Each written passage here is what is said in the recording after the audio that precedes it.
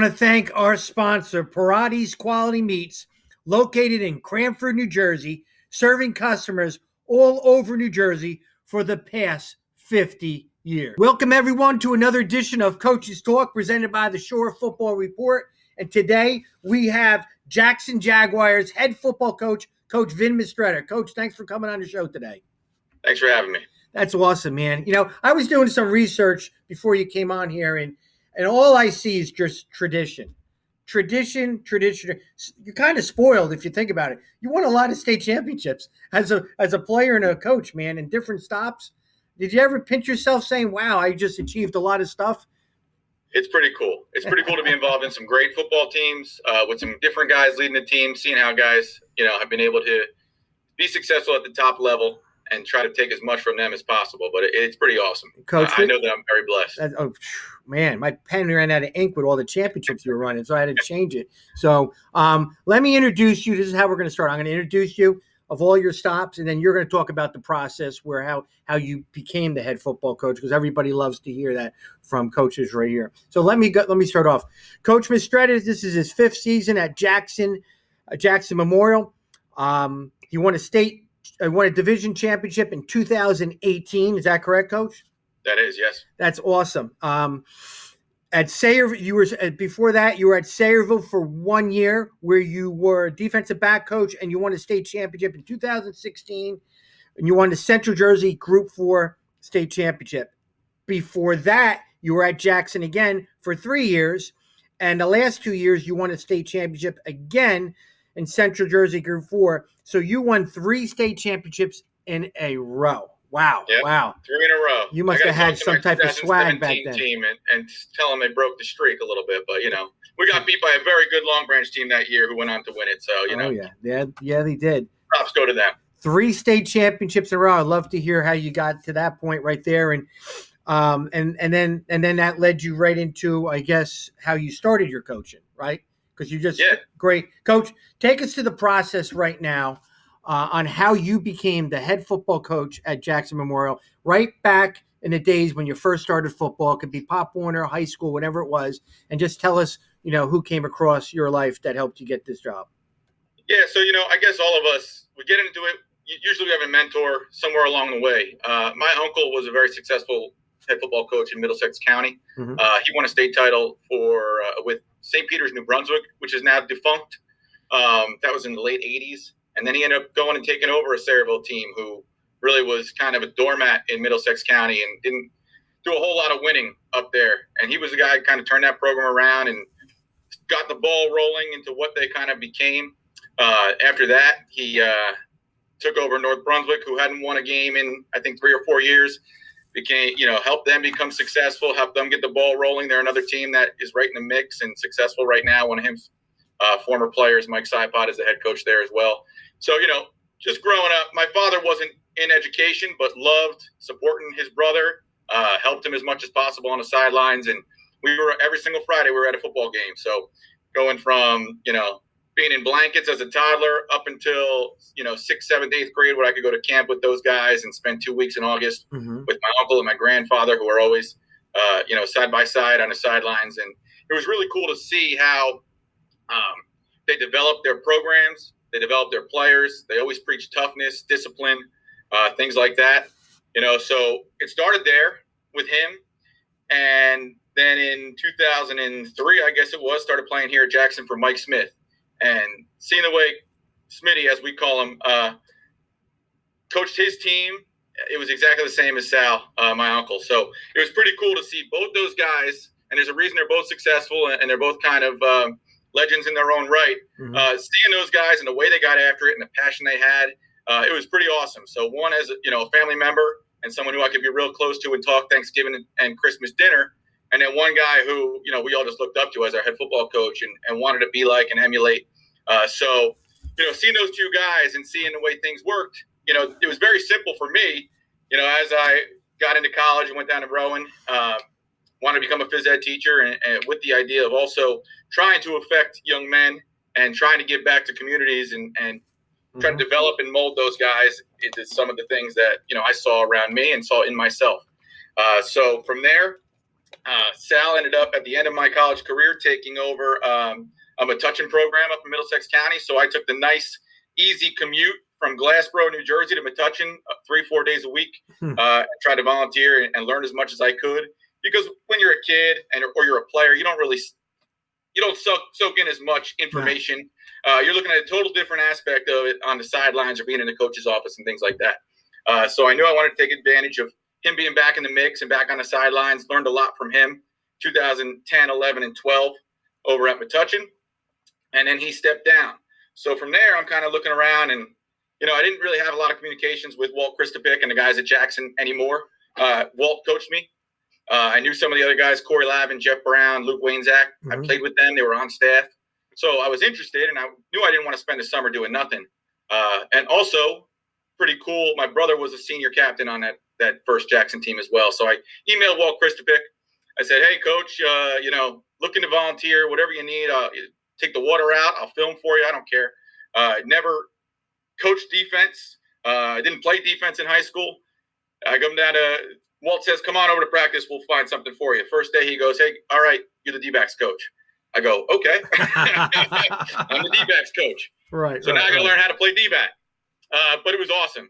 And that's Walt's style. He's not going to explain to you why he does certain things, but it made sense. I spent more time focusing on every kind of resource I could learn about defensive football, whether it's secondary linebacker, defensive line, did not matter. I wanted to be great at what I was doing.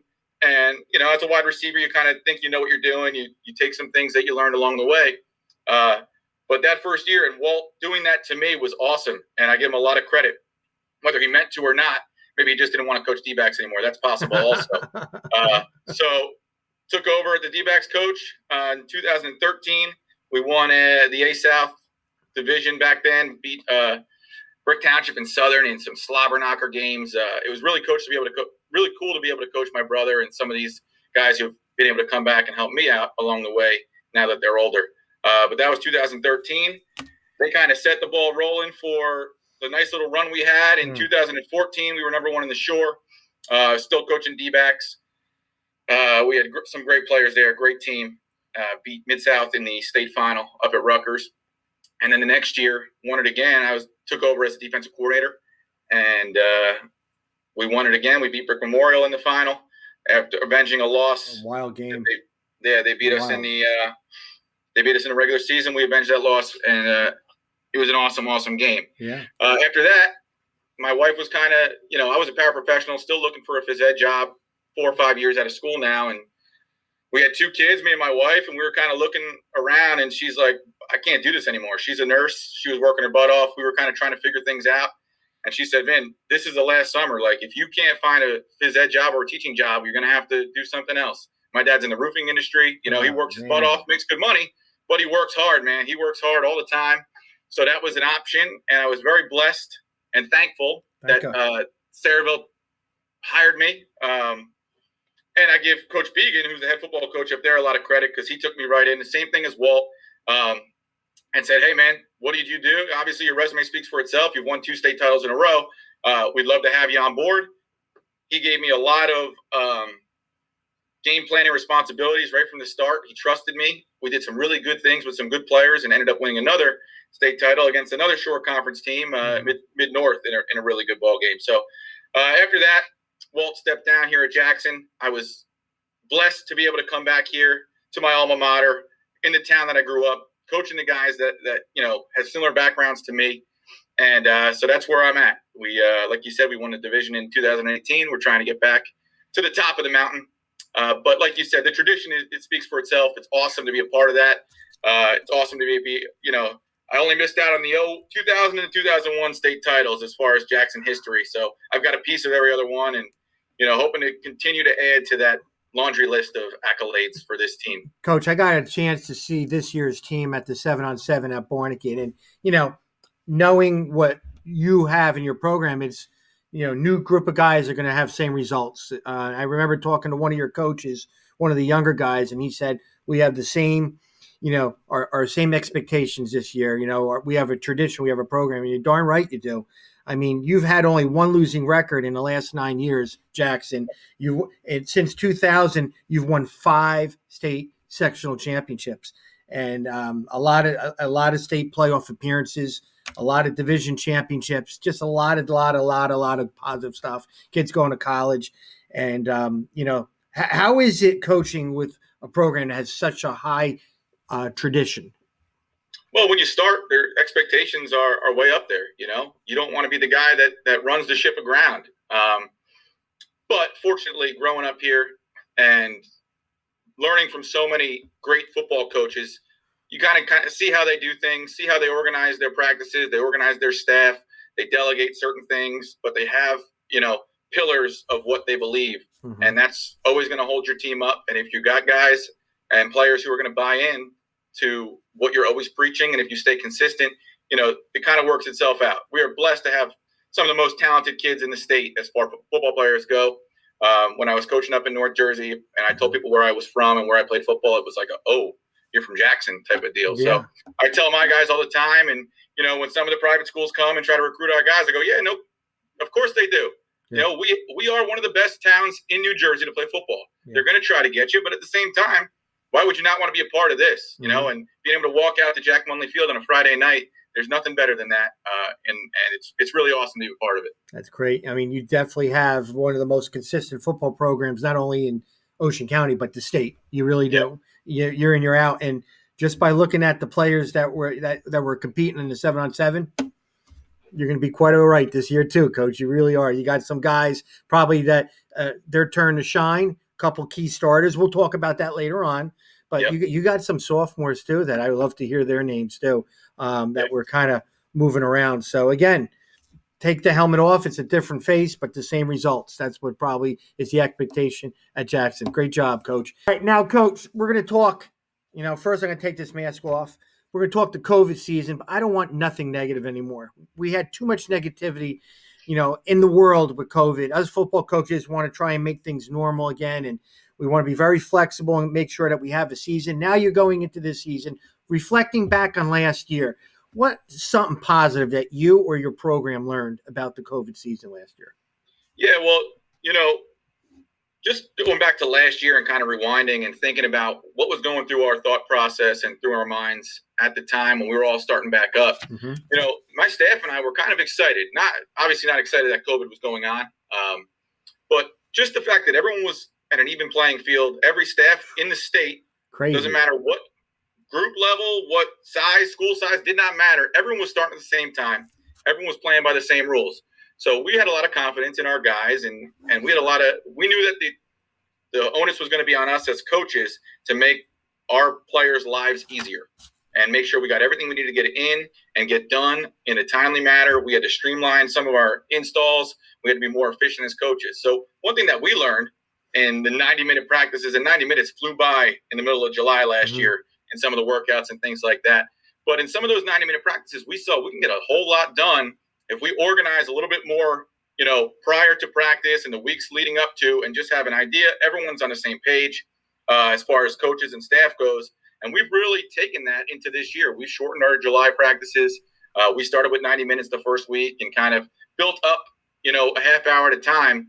But we saw, listen, we can take a lot of the time constraints away from football. And some kids don't come out and play because, it's just too much time. In July, we're 4 days a week, all throughout the month of July. Obviously, when August camp kicks in, it's every day except for Sundays for us.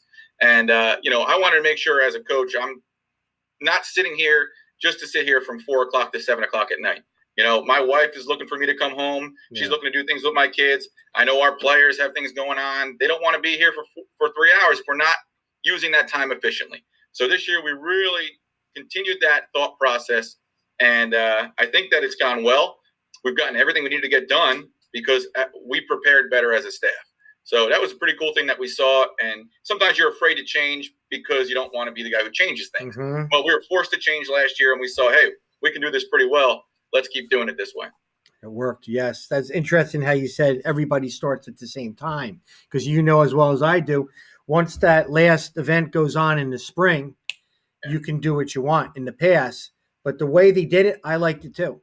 And I told my AD, hey, I like this because if it's for everybody, you know what? Equal playing field. And absolutely. And that was very interesting, what everybody did. But I do not want to mention phase one ever again, because I hear phase one, I don't think of a football, and I don't think of anybody more than 10 people in a pod. So hopefully we don't have to run an offense with 10, Coach. Hopefully we don't ever have to do pods again with that stuff. Okay, Coach, now to the left, we have the 2021 Jackson High School schedule, and on the right is the newly formed Colonial Division that we'll talk a little bit more about after you talk about the schedule. So go ahead, Coach. Yeah, so, we're in the Colonial Division again. A couple years back, I think that 2 years ago, I guess, when Wall first really started their run, we were in there with them and some really good teams, and we were preaching about the Colonial being the best. Even though Americans, the big guys, the Colonial has some really good football, and it looks like we're right back in that same deal again. So we reached out to Freehold Borough to see if they would play us in the Week 0 game. I know they had a really good year last year. They're bringing back some couple explosive players. So that'll be a tough test right from the start. We're playing on a Thursday night, which is cool. It's a weird deal this year because I think we'll be in school, 1 or 2 days before we play, a football game, and it'll be strange. But we're looking forward to that. And we go to Southern, or Southern comes up to us the next week, and that's always just hard-nosed, tough football, defensive ball games usually, and it's kind of a war of attrition. We've had really some great battles. Even going back to when I was a player and we were blowing everybody out, we played Southern Thanksgiving, and they gave us the toughest game of the year, both my junior and senior year. So it's a testament to what they do down there, and they're well prepared and well coached always. So then we go over to Middletown South, and you talk tradition with Jackson. Tradition with Middletown South is right up there, probably a little bit more in the eyes of the state. I mean, Coach Antonucci does a great job, and they'll have it rolling again. I know they got a couple guys back. They're going to be very tough again, and that should be a fun one. We don't play them that often, but we did play them in the state final in 2014, and it was an unbelievable game where we got out to a 24-point lead or something like that, and had to win on a block faked field goal at the end of the game. So it'll be crazy. It'll be a tough game. So then with Mater Day disappearing from the schedule, ourselves and Long Branch both had a bye, so it seemed only right that we find a way to make that happen. And we're going to go over there on Friday, September 24th. And again, not traditionally a team that we play a whole lot. I did mention on their way to a state title a couple years back, they beat us in the state semifinal in a really tough game. So we're looking forward. I'm sure they're going to be well coached. They're going to have some dynamic players back. So that'll be a tough one. There's nothing but tough ones on Coach, the schedule. and that's Coach Danny George's last season. Yeah, that'll be his swan song. They're going to be scary. Yeah, I agree. So, and then Homedale, another team that we don't play often. But if anyone paying attention to short conference football the past couple of years, that Homedale team is opening up eyes, and it's not a one-hit wonder. They've done a really good job the past couple of years and put themselves up in this division. And as much as I love the regional rivalries and I love playing the Bricks and the Toms Rivers and the Southern of the world, it is cool to be able to play some of these teams that, if you keep winning it consistently, the top teams rise to the top. And it's cool to have the gauntlet of a schedule in a situation like this. So we'll see how that goes, and that'll be another tough one over at Homedale. And then in Alpin, we've played them or scrimmaged them every year, I think, in the past 20 years. That's what you said, for years, they were on our schedule. Then things changed up. The A South division changed up. We didn't have them as our crossover anymore. So we made sure we called them up and we made sure we played Manalapan before we played a football game every single season, because they're going to be the measuring stick and let you know if you're ready. So those have been awesome scrimmages or games. I expect nothing else. Dom's doing a great job over there. I know he's got some things rolling this summer. He's had some success, so we're looking forward to that. And then we got Jackson Liberty as our final scheduled game before the pod play opens up. And they play. It's their Super Bowl every single year. It doesn't matter what the records say. That is always a very, very tough game. It's Jackson on Jackson. I preached about Jackson football. Well, they're right there with us. And when we go down to our AYF facilities, we don't talk Memorial or Liberty. We just talk Jackson football. So those kids are going to be tough.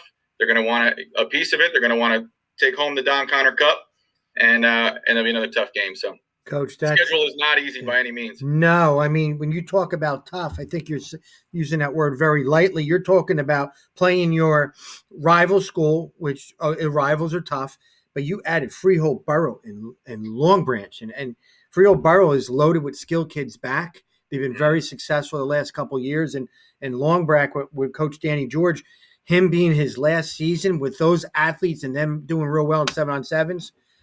Usually, your non-conference games are little breathers. This is a tough schedule, but you guys are also a very tough team too. So they're looking at their schedule and saying the same thing about you, and that's what you said you wanted anyway, right?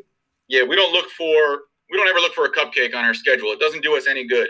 We're going to know if we make the playoffs, and I think if we win half our games, the PowerPoint should work themselves out. And if we make the playoffs, we'll be ready. If we don't make the playoffs, we weren't good enough to get it done. But you have to expect to win, at least a good share of your games in order to be in the conversation. And if we beat 4 or 5 of these teams that we're looking at right now, there's no doubt in my mind we can go play anyone in the state of New Jersey. And that's just the pride I have in short conference football. It's the pride I have in we look for a tough schedule every single year. That's why we loved A South, because we knew at the end we'd be ready. So we'll see how it goes. We'll let the cards down and see where they lay. Well, if you're looking for a tough schedule, it's right in front of you, Coach. So, yeah.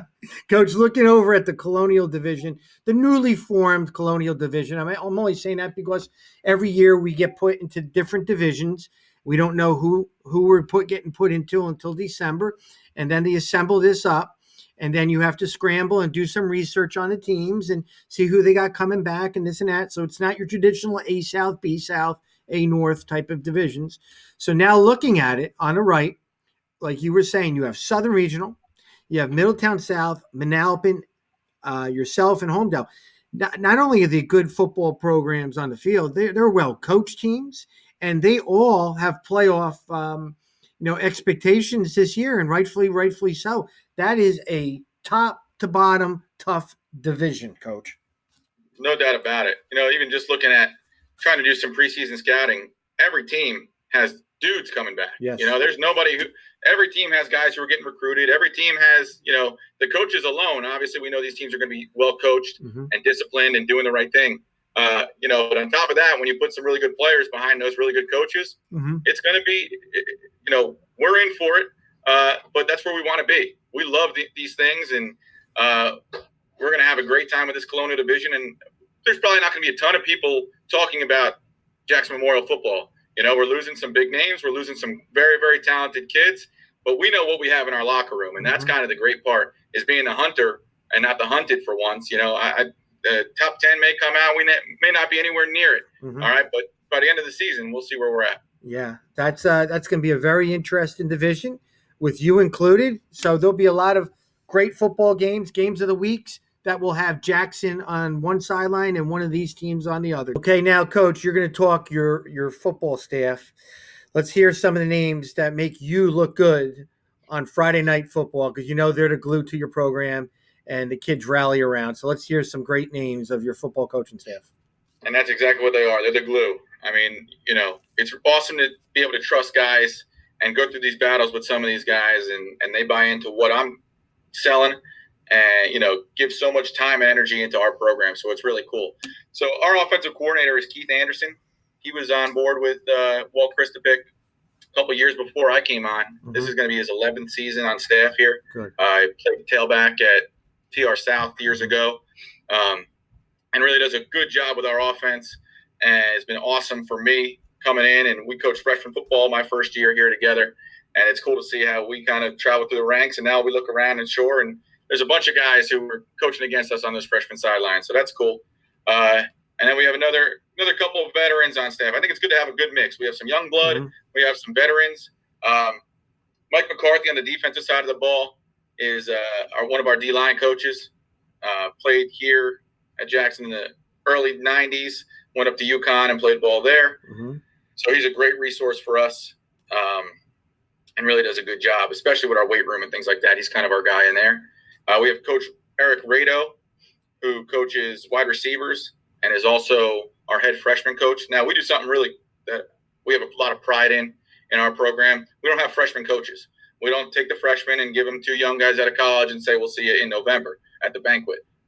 Our varsity coaches coach the freshmen, and we flip-flop our offensive and defensive schedule every day, and everybody goes to their position coach at some point in practice. So Coach Rado is the head freshman coach, but he's also our varsity wide receivers coach. So that's pretty cool. To round out the freshman staff, we have Coach TJ Tack, who played at Townsville North and came on board with me here when I started. He's a teacher in our middle school with Eric Rado and is the defensive coordinator for the freshmen and also our varsity D-backs coach. Helping them out is Coach Arnell Kozart. He's our linebackers coach and also recruiting coordinator. So that's the guy who's working all day long, every day for our kids. You know, him and myself really take a lot of pride in trying to get kids in the right spot as far as the next level if they have the desire to do so. So he coaches our varsity linebackers, does a great job with that, helps our recruiting, does a great job with that. Mm-hmm. So those are guys, and he came on board with me here as a recommendation by Corey Lavin, who is a big name in Jackson history. They played ball at Kings together, and he said, "Vin, you got to get this guy on staff," and he's been absolutely awesome. Another guy who's been around a long time and a big part of our success is Chris Rash, another D-line coach, our special teams coordinator as well. He was with that first group with Walt Christopic in 2000, and I guess they started in 2010. Mm-hmm. So another 11-year guy here at Jackson, and really just we keep giving him jobs. He can't have enough jobs to do. He's the tech guy. He's the special teams coordinator. He's the camera guy. Even if he screws up, I just keep giving him more stuff. So it's nice to have a guy like that who you can just keep throwing things at. Then we got a new O-line coach this year. He's been on staff with us. He's been an assistant O-line coach. We had a guy, Jeff Brown, who was around here for 10 years and really did a great job. And now we have Pat Kilmurray, who is doing an awesome job taking over for Jeff.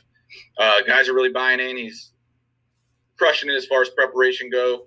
He played at Wall for Chris Barnes, who was a former Jackson head coach. Mm-hmm. So, you know, he was coached under a guy who, you know, preaches the same things as we preach. Well coached, disciplined, things like that. So Pat Kilmurray's first year as the head of our O-line, mm-hmm. but third year on staff, I believe. So he's doing a good job with us. So then we got some young guys. And, I should mention, actually, some exciting news for us. We're excited to have a former Jackson head coach back on staff with us. Mike Smith's going to come back and help us out as well. Nice. So he'll be another resource. You know, we've coached together. We have a great time. He's the king of devil's advocate. If you think you have everything figured out, he's going on that whiteboard and says, yeah, but what if this happens? Mm-hmm. And it just helps you always become prepared for any kind of situation in a game, because we all know as coaches, things happen that, you know, so we can't see everything or predict everything. So having him back on staff is going to be awesome. He'll help us out in the offensive game planning room, help the quarterbacks a little bit. So having Coach Smith, I think he is the leading the leader in wins as far as head football coach in Jackson history. So having that guy back mm-hmm. as a resource is going to be awesome. And we got some young guys. We have Kenai Glover, who helps us with our D-backs and our running backs. Kenai played for us. He was a senior my first year here, running back for us, 1,000-yard rusher. He went on to TCNJ and was a D3 All-American at TCNJ and has helped us now going on 4 years. So he's been awesome. Not a guy in education. He has a 9-to-5 job. He gets here. He does so much for us, and it's really great to have him as a younger voice. And we got two newbies. One, you might recognize the last name. My brother, Sam Mistretta, who I mentioned earlier, was a senior captain O-lineman on the 2013 A-South champs. He'll be back with us. He lived down in Maryland for a few years. He's moving back to Jersey. He's around helping us out. So he's going to help Pat Kilmurray with the O-line. So I'm excited to be able to coach with him and talking about, you know, how fortunate we are with the championships and things like that. That 2013 class, I tell them all the time, was the reason that 14 and 15 won, you know, and they never got a sniff of a ring. Right. So I'd love to be able to, you know, this staff as a whole, and to get my first as a head coach would be great. Mm-hmm. But to share just the day-to-day stuff with your brother is pretty cool too. Oh, yeah. And then we have one more. We have Matt Castronova, who was an awesome, an all-shore D-back for us in 2014. He went on to have a great career at Monmouth, and he's back. He's working in real estate and helping us out a couple days a week. He'll help Coach Rado with the wide receivers, and we're excited to have him as another young voice. That's the staff. That's it. Those are our guys. Those are the guys we go to war with, and it's pretty awesome. So we're excited. Coach, I like hearing the staff. I love hearing that Coach Smith that came back. You have veteran coaches, but I love hearing head football coaches' voices start peaking up when they talk about the youth coming in. And you like that. You like bringing in not just anybody, but guys that are going to be beneficial to your staff. And they do a lot for not only the kids, but also for you as coaches too, that are veteran. They just give you more juice. I always thought if you get the right kind of guys in that are younger, they come with so much energy, and it kind of rubs off on the veteran coaches. Have you noticed that a little bit? 100%. You know, and it happens quick. I don't know when I became one of the older guys on staff, but I used to be that guy with the energy and the juice and the one trying to fire up our guys or our staff when in the middle of the season when we're kind of down. Right. You know, so it's cool to see these young guys, and you always got to stay on the ball, and you always got to keep learning. So to learn things from a Matt Castronova who just got done playing FCS football, or from a Kenai Glover who, you know, played at the very, very top level of D3 football, you know, these guys are right out of it. So that's cool to have them and have, you know, bounce ideas off of them. And also there's a reason that football is cyclical and some of the same old school philosophies happen. Mm-hmm. You know, we're still going to run power, and nobody's going to coach power better than our guys. And, you know, it's good to have a mix of old and new. Oh, yeah. You know, and that's what you have to have, I think. Those young guys, man, I come home to my wife, I got my hat on backwards. She looks at me, she goes, "You're pathetic. You're 50 years old. Who do you think you are?" I'm like, "Oh, I was with the guys." She goes, "You're 50 and they're only 22, 23. Stop acting like you're young." And I'm like, "But they're so cool, man." You know, I live my life through those guys, those young guys and all that, Coach. I love hearing when you got to cut it. I love hearing you have this. Your thing. The Hawaiian shirts will never get old. That'll always be you. They'll never wear this stuff. I just love hearing the staff stories of the younger guys, bringing out the best of the veteran coaches, and it works both ways because they're looking up to you too, and you're molding them. And who knows, maybe they'll be the next guy, you know, being the head coach, maybe at Jackson or somewhere else. You know, that's what you guys, you know, strive for your coaches to do that, right? Absolutely. That's awesome. Okay, now, Coach, let's talk 2021 Jackson Jaguars football team, who you got coming back and all that. But before you go, just tell everybody what you guys run offensively, schematically, and defensive schematically, and then get into your key players that you got coming back that are going to keep adding to the tradition. Yeah, absolutely. So we're going to continue to do what we do. We're a power run team. We'll do it out of some different formations. We're still going to get in the eye and run downhill at you, but we have a pretty dynamic kid at quarterback as well, so we want to make sure he's a threat, and you know, defenses have to respect him. So we'll be in some different looks, but you know, we're a power run team. That's what we are. And defensively, we're an even front base. We'll switch into some other things and try to give different looks, but that's at the heart of it. We're an even front, downhill run team. That's who we are. Coach, before you go on about your other players and all that, I'm going to be creating a watch list, and I'm compiling a list, which is the top players in the short conference. And I'm talking to not only you, I'm talking to opposing coaches in the short conference, and three names keep coming back to me who are one of the top players in the shore. And I know you're going to talk about him, is your quarterback, defensive back, return specialist, junior Ty Mann, your outstanding D tackle, Eric Ibe, who was third team all shore last year, and all three of them were all division first team, and your linebacker, inside linebacker, I believe, Tom Wadowski. Yeah, you got it, Wadowski. Yeah, Coach, everybody keeps talking about those three guys, and you are young this year, but it must be pretty nice to have those guys coming back to been there, done it, and be top level players. Yeah, and you know what's great, Coach, is they're the right type of kids too. You know, they buy into everything we do. They're the guys at every practice, every workout. You know, they prepared their bodies and they're ready for this season. Eric Ibe was a rotational JV player 2 years ago, and COVID hit, and he got himself bigger, faster, stronger. He didn't have a weight in his whole house. He did the Herschel Walker workout with 1,000 push-ups, 1,000 sit-ups, 1,000 pull-ups. His brother was a D-back on our team and receiver last year. I mean, Eric used him as a rag doll, doing pass rush moves and things like that. There was never a day during COVID where those two weren't working, and it shows. and he led the shore in sacks last year just because of his hard work. Well, he did 1,000 more push-ups than I did. I'll tell you that.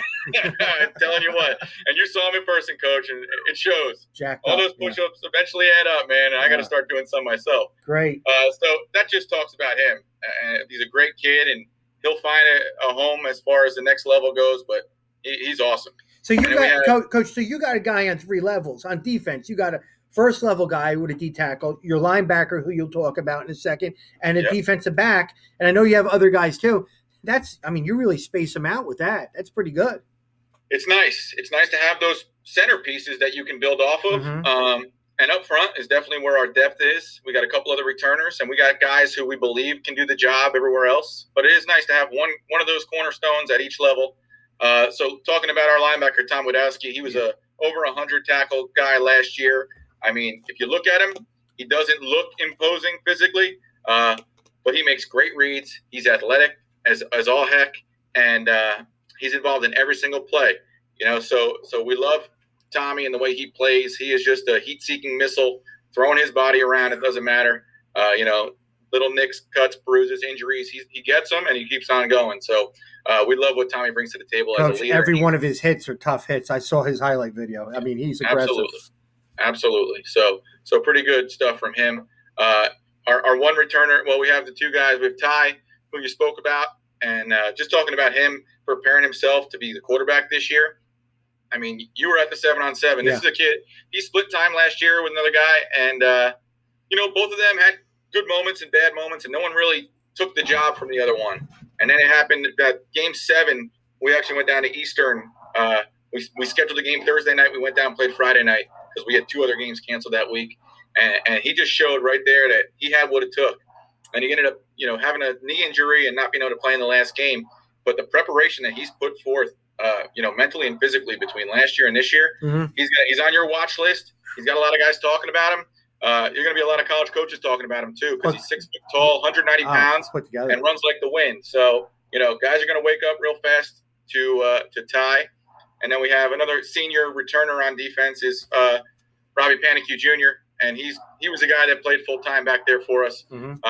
So it's nice to have him also kind of helping out and being the quarterback of our secondary. Coach, I mean, watching Ty throw the football was pretty nice to say. But on the other end of the football, where you had some receivers, and I was going to Coach, I think it was Coach Glover, and I was like, "Who's that?" He told me who it was. "Who's that?" He told me what. I'm like, wow, these were new names from my end. But, I mean, you guys are proud that they're coming up the ranks, and now it's going to be their turn to showcase themselves on Friday nights. Let's hear some of those guys. Pretty exciting stuff. So we have a long senior coming back, Justin Hirsch, and he's got vacuum hands, man. Yes. Anything within the cylinder, he's catching it. He's not the burner that those young guys are, but he's a very consistent guy that's gonna make big plays for us. So then talking about these 2 sophomores, and this is where, like you said, until someone sees it on Friday night, no one's gonna know much about Jackson. But you were able to see it on a fun Saturday, mm-hmm. and it's 7-on-7. I get it, but these kids made plays all over the field against seniors, juniors, didn't matter. And that's Albert Del Sandro and Jaden Hernandez. And these 2 guys are, smooth, explosive, polished. So, listen, I mean, they're sophomores. They're playing a little offense. They're playing a little defense. And it's not something that we like to do is mm-hmm. put that much on a sophomore's plate. But we're going to let the best guys play. So if they win those jobs, we're pretty confident they'll do a good job with whatever they end up doing. It was pretty impressive, Coach, saying that. And then you got, and again, Jackson always wins games up front. Always wins games up front. How many guys back would you say you had up front? Yeah, so we're pretty fortunate. We're proud that last year we had no shutdowns with COVID, but we did have guys who, contact tracing had to, miss a couple weeks here and there. So we got a lot of guys with experience. First thing is our centerpiece and our center, Donnie Zapata is mm-hmm. coming back. He was awesome for us. Very, very good center. He'll be the leader. He'll be making all the calls for us. And he's that centerpiece of our O-line. Then we have Kyle Laverty. Did a really good job playing for us last year as a guard. He'll play defensive line for us. He'll play guard for us. He'll be an emotional leader for us. His brother Sean had some success for us on our sectional run 2 years ago. So great family, great kid. another hard worker. And every one of these kids, there's not a kid on our team that doesn't love to come in the weight room, work their butt off, sweat on the track. So each one of these kids is really awesome to work with. And we have another kid, Ryan Fisher, who's a junior, who got a little bit of time when those other older guys missed time last year. So I'm considering him a returning starter. He'll find a spot. Right now he's playing tackle for us. And then we have some guys who are going to compete for the spot. We have a senior, Mike Oriental.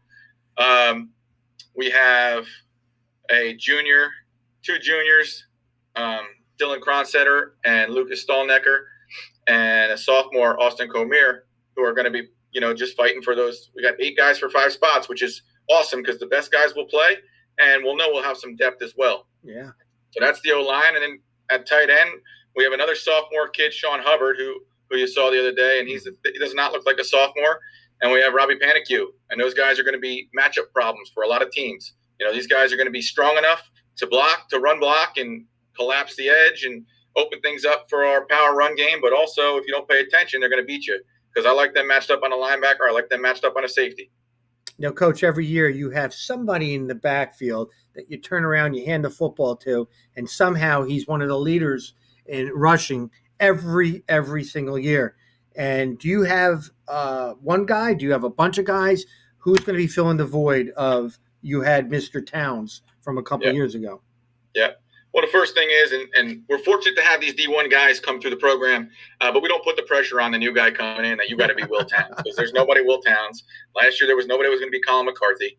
So all within expectations are fair to these kids. Mm-hmm. And right now, we have some young guys pushing this kid, but we have a junior coming back, and we talked about Ty's height and weight and his explosiveness.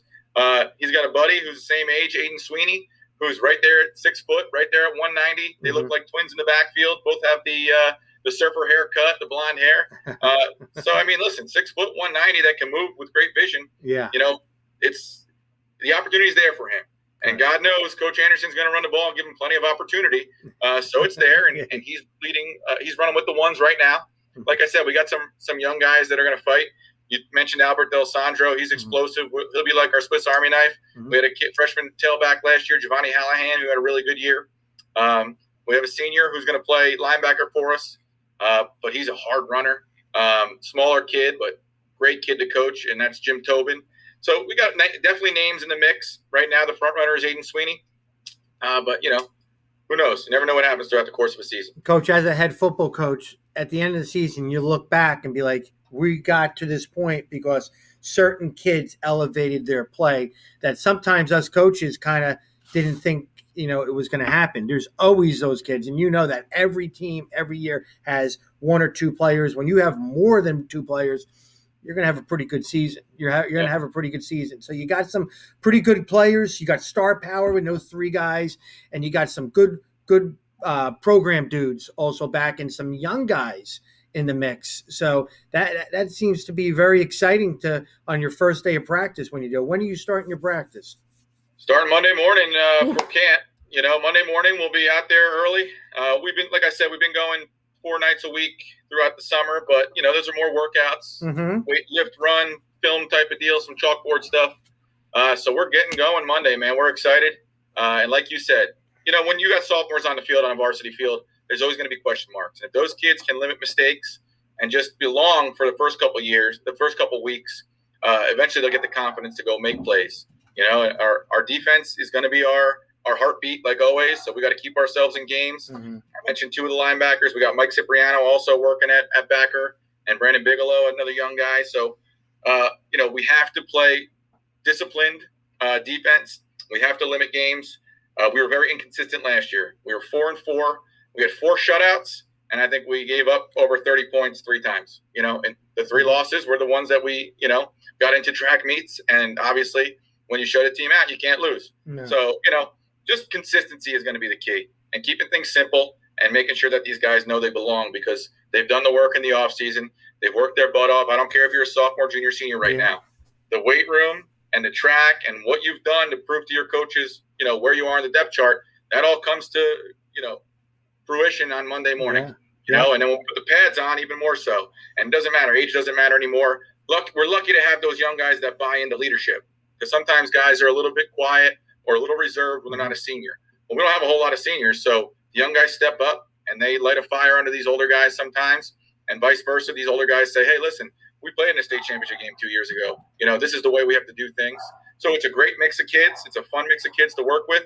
We have a great staff leading the charge, and they all make me look a lot better than I am. So we're excited for the year, and proud to be here coaching and playing Jackson football. Yeah, well, the excitement I'm hearing in the interview with you was the same excitement I heard on those sidelines just a couple weeks ago during the 7-on-7.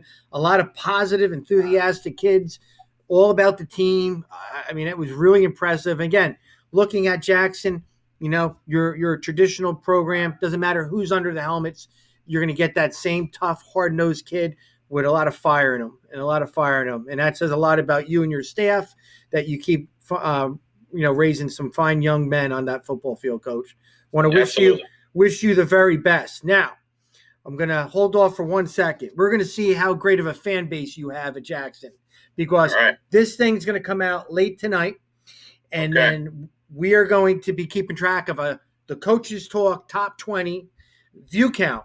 So you're in competition now with everybody that's did it. You're the 23rd school. I'm very excited. We're averaging around 300 plus program doing it, and I know you got a lot of fan base out there. I've been to your games on Friday nights, so we should just go inside the bleachers and tell them, press click and watch it. Just watch it. If everybody did that in Jackson, you would have 1,000, 2,000 views. So go around town and get everybody to watch your video. It's a lot to be proud of. You spoke very highly of your program, and it's good for people to hear, about your Jackson Jaguars football program. I'm proud that you're on this show, and I'm sure a lot of people are taking notes, saying, how did they do it? Because we got to change things up too. So, well, listen, I appreciate you, putting a spotlight on the program, and I appreciate you can never have too many guys covering short conference football. So, you're passionate about it, we're passionate about it, and it's pretty cool to have another guy out there, doing what you're doing. So you got it, Coach. All right. Best of luck to you guys. And hopefully I get to see you guys live at a couple games, and I'll be covering all your guys during the season and just trying to make football fun from my end from the social media. Absolutely. Thank you, Coach.